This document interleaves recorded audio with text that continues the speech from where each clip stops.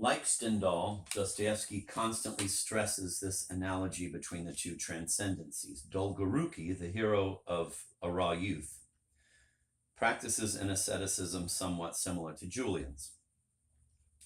Dolgoruki, like Julian, has his, quote, idea, end of quote, that is, his model which he copies religiously. This model is no longer the victorious Napoleon, but Rothschild, the millionaire. Dolgoruki wants to make his fortune by an existence of heroic self-denial. After he has made his fortune, he plans to renounce it in order to show others his tremendous disdain. He prepares himself for the austere existence ahead of him by throwing out of the window the meals a devoted servant brings him. For more than a month, he lives on bread and water, cursing the old woman who, quote, thinks only of his health, end of quote.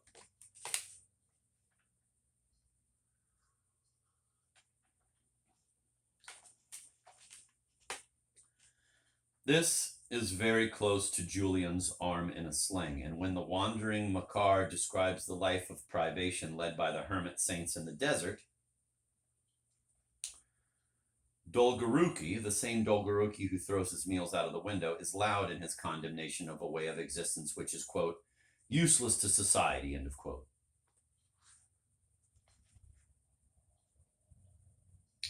Unable to recognize the disturbing analogy between religious ascesis and his own conduct, he settles the question of monasticism in peremptory tones as a modern and lucid man, a man who knows that, quote, 2 and 2 make 4, end of quote. The rationalist does not want to perceive the metaphysical structure of desire. He contents himself with ridiculous explanations. He appeals to, quote, good sense, end of quote, and, quote, psychology, end of quote. His confidence is not at all weakened by the fact that he himself more or less consciously practices ascesis for the sake of desire.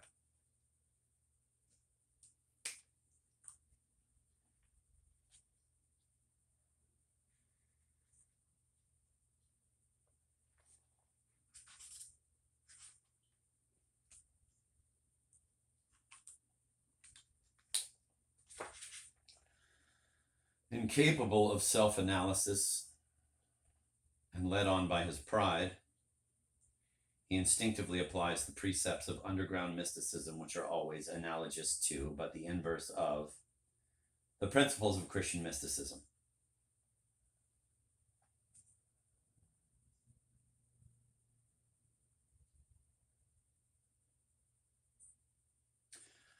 Quote, do not ask and you will be given. Do not search and you will find. Do not knock and it will be opened. The further man strays from God, Dostoevsky tells us, the deeper he plunges into the irrational, at first in the name of reason and finally in his own name.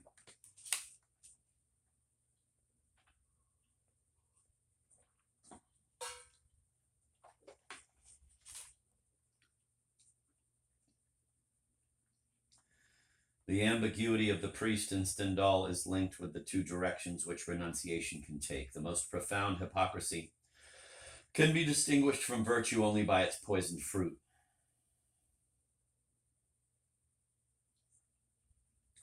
The contrast between a good and bad priest is total but subtle.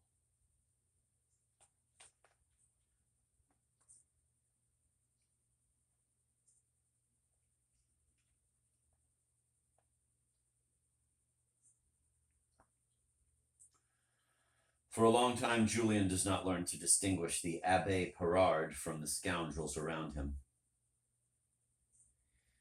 Nietzsche, who claims to owe so much to Stendhal in the field of psychology, regards the soldier as the least vulnerable to resentment and the priest the most. In the universe of the red, where violence is not impossible, passion flourishes openly. In the universe of the black, on the contrary, passions are concealed.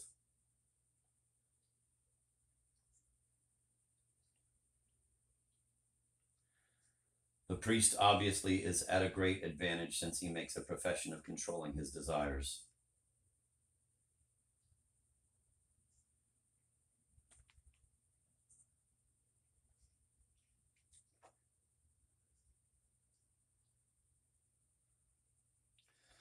His self-control is as deadly and evil as it can be supreme and good.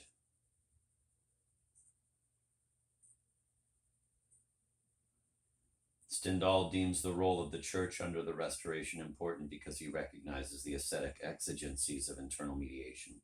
The underground action of the congregation is a result of this mediation. The religious vocation of Julian cannot be entirely explained by opportunism.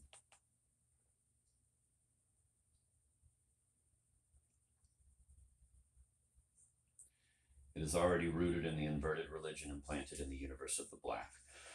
Far from discouraging any comparison with Dostoevsky, Stendhal's anti-clericalism expresses in its own fashion an essentially Dostoevskian idea, the analogy between two transcendencies. This anti-clericalism has no connection with that of Rabelais or Voltaire. The novelist is not denouncing the abuses of a sensual and medieval cleric. Quite the contrary. Religious hypocrisy conceals double mediation. Stendhal often gave way to the pleasure of scandalizing, but he never really confused the church nor Christianity, with the caricatures of them used as authorities by the reactionaries under the Restoration. We must not forget that in Stendhal's society, the church was, quote, fashionable, end of quote. In Dostoevsky's, this was no longer so.